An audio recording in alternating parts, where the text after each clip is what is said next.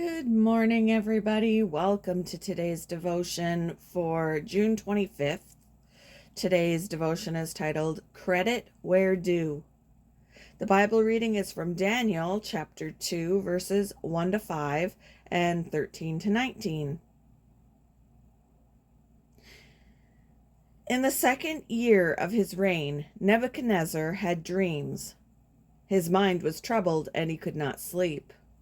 So the king summoned the magicians, enchanters, sorcerers, and astrologers to tell him what he had dreamed.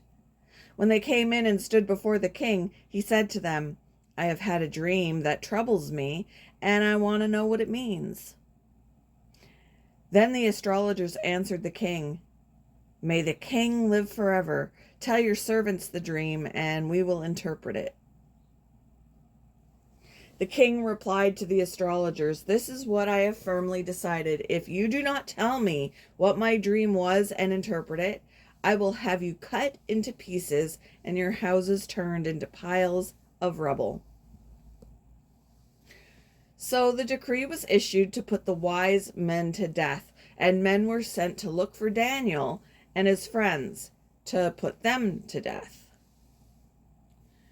When Arioch, the commander of the king's guard, had gone out to put to death the wise men of Babylon, Daniel spoke to him with wisdom and tact.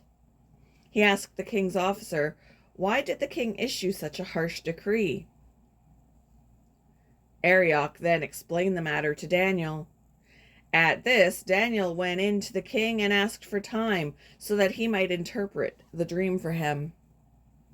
Then Daniel returned to his house and explained the matter to his friends Hananiah, Mishael, and Azariah.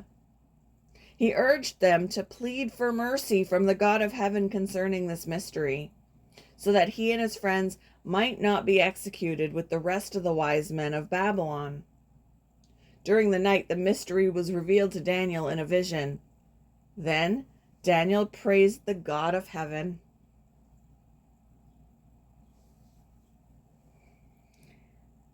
Hundreds of guests filled a golden ballroom to celebrate a non-profit's 50th anniversary and honor those who made it possible, especially those who'd been involved for decades.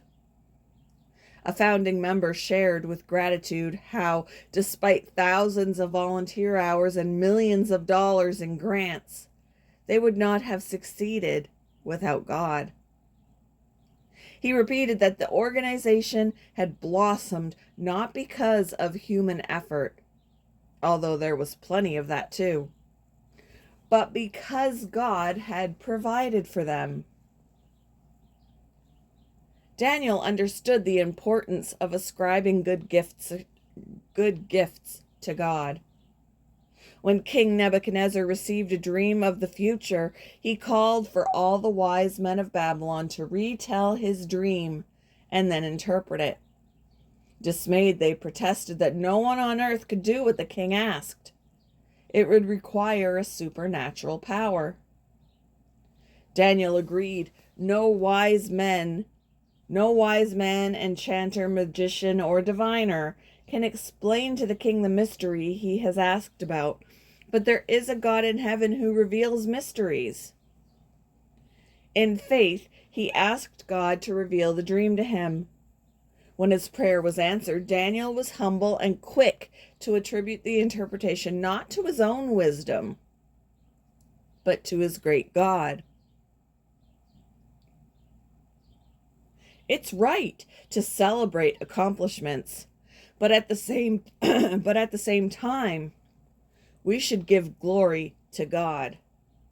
The praiseworthy things in our lives can ultimately be traced back to Him.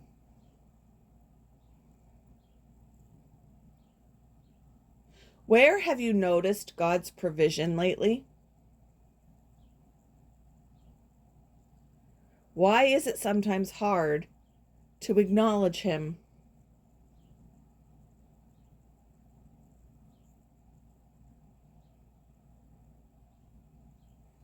Thank you for joining me for today's devotion, and I hope you all have a wonderful day.